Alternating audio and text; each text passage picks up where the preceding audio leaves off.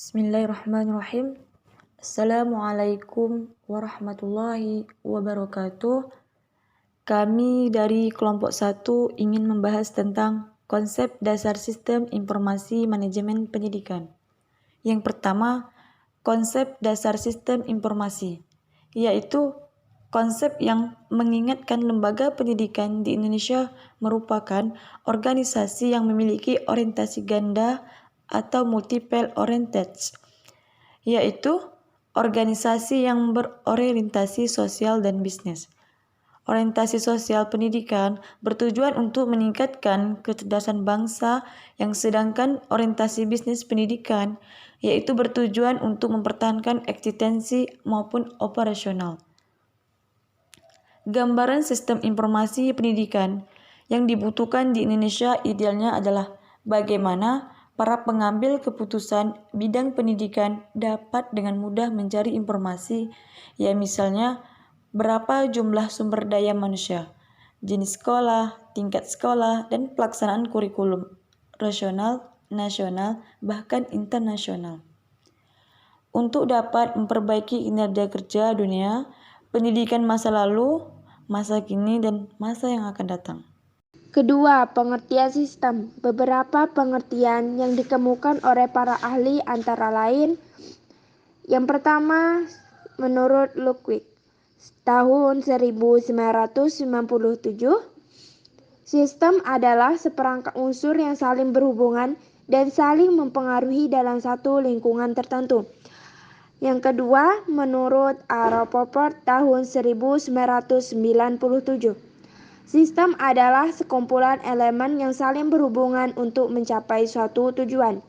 Yang ketiga, menurut L.A.Koff tahun 1997, sistem adalah setiap kesatuan secara konseptual atau fisik yang terdiri dari bagian-bagian yang saling mempengaruhi. Yang keempat, menurut Gordon B. Davis tahun 1995,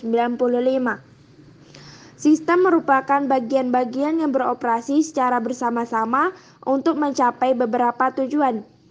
Yang keenam, menurut Budi Sutejo tahun 2002, sistem adalah kumpulan elemen yang saling berhubungan satu sama lain yang membentuk satu kesatuan dalam usaha mencapai suatu tujuan. Dapat ditarik kesimpulan bahwa sistem adalah suatu susunan yang teratur dari kegiatan-kegiatan yang saling berkaitan dan susunan prosedur-prosedur yang saling berhubungan. Sinergi dari semua unsur-unsur dan elemen-elemen yang ada di dalamnya yang menunjang pelaksanaan dan mempermudah kegiatan-kegiatan utama tercapai dari suatu organisasi ataupun kesatuan kerja. Klasifikasi sistem. Abstrak sistem adalah sistem yang tidak tampak secara fisik karena hanya berupa pemikiran atau ide-ide.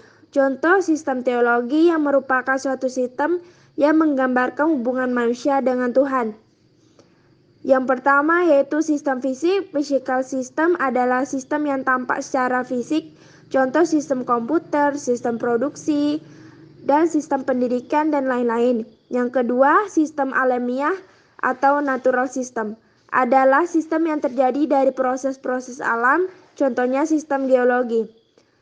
Yang ketiga, sistem buatan manusia atau human made system adalah suatu sistem yang dirancang atau disalin oleh manusia, contoh sistem informasi. Yang keempat, sistem deterministik atau darwinistic system adalah sistem yang beroperasi dengan tingkah laku yang dapat diramalkan. Interaksi antara elemen-elemen dapat dideteksi sehingga outputnya juga diramalkan, contoh sistem komputer. Yang kelima, sistem probabilitas atau probabilistic system adalah sistem yang tidak bisa diramalkan, contohnya sistem manusia. Yang terakhir, sistem tertutup atau closed system adalah sistem yang tidak berhubungan dengan lingkungan luarnya. 3. Pengertian pendidikan. Menurut Kamus Besar Bahasa Indonesia 1989, pendidikan adalah proses mengubah sikap dan tata laku seseorang atau kelompok orang dalam usaha mendewasakan manusia melalui upaya pengajaran dan pelatihan.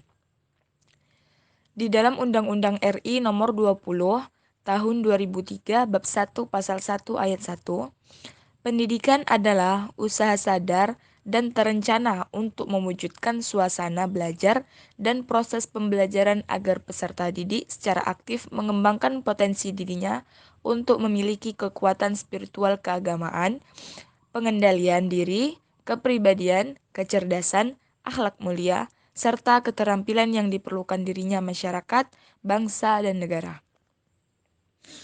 Pendidikan tidak hanya dipandang sebagai sarana untuk persiapan hidup yang akan datang, tetapi juga untuk kehidupan sekarang yang dialami individu dalam perkembangannya menuju ke tingkat kedewasaannya. Pendidikan memiliki ciri-ciri, yaitu pendidikan mengandung tujuan, yaitu kemampuan untuk berkembang sehingga bermanfaat untuk kepentingan hidup. Dalam mencapai tujuan tersebut, pendidikan melakukan usaha yang terencana dalam memilih isi atau materi, strategi, dan teknik penilaian yang sesuai. Kegiatan pendidikan dilakukan dalam lingkungan keluarga, sekolah, dan masyarakat. Pendidikan mengandung pokok-pokok penting, yaitu pendidikan itu adalah proses pembelajaran dan proses sosial. Pendidikan adalah proses memanusiakan manusia. Pendidikan berusaha mengubah atau mengembangkan kemampuan, sikap, dan perilaku positif. Pendidikan merupakan perbuatan atau kegiatan yang sadar dilakukan. Pendidikan memiliki dampak pada lingkungan. Pendidikan berkaitan dengan cara mendidik. Lalu pendidikan itu tidak berfokus pada pendidikan formal saja. Dengan demikian, dapat dikatakan bahwa pendidikan merupakan suatu sistem yang memiliki kegiatan cukup kompleks, meliputi sebagai komponen yang berkaitan satu sama lain. Jika menginginkan pendidikan terlaksana secara teratur, berbagai elemen yang terlibat dalam pendidikan perlu dikenakan terlebih dahulu. Untuk itu diperlukan pengajian usaha pendidikan sebagai suatu sistem yang dapat dilihat secara mikro dan makro. Secara mikro, pendidikan dapat dilihat dari hubungan elemen peserta didik, pendidik, dan interaksi keduanya dalam usaha pendidikan apapun. Secara makro, menjangkau elemen-elemen yang lebih luas. Berdasarkan tinjauan mikro, peserta didik dan pendidik merupakan elemen sentral. Pendidikan untuk kepentingan peserta didik mempunyai tujuan, dan untuk mencapai tujuan ini ada sebagai sumber dan kendala. Dengan memperhatikan berbagai sumber dan kendala, ditetapkan bahan pengajaran dan diusahakan berlangsungnya proses untuk mencapai tujuan tersebut. C. Ruang lingkup sistem informasi manajemen pendidikan.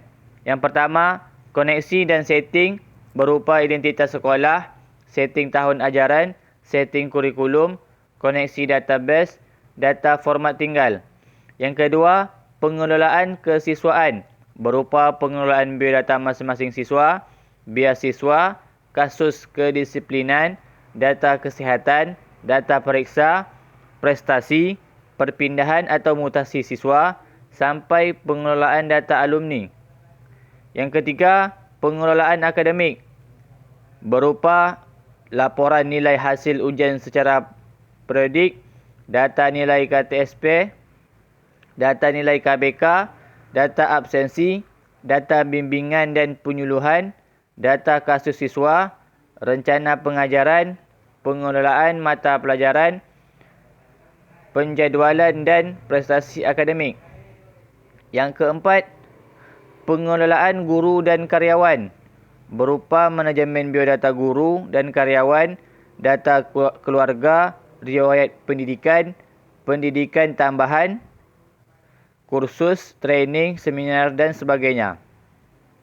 Yang kelima, pengelolaan keuangan berupa manajemen pembayaran, biaya pendidikan, administrasi, dana bos dan penggunaannya, biaya tambahan seperti biaya praktikum, biaya ekstra. Yang keenam, pengelolaan perpustakaan berupa pengelolaan buku, judul, kategori dan deskripsi. Yang ketujuh, pelaporan berupa pelaporan siswa, induk siswa, kesihatan, periksa kesihatan, biasiswa, kasus dan bimbingan persiswa, perkelas dan seluruh siswa. Yang kedelapan, bank soal. Bank soal berupa pengelolaan data, bank soal penyimpanan soal, pencairan dan pencetakan.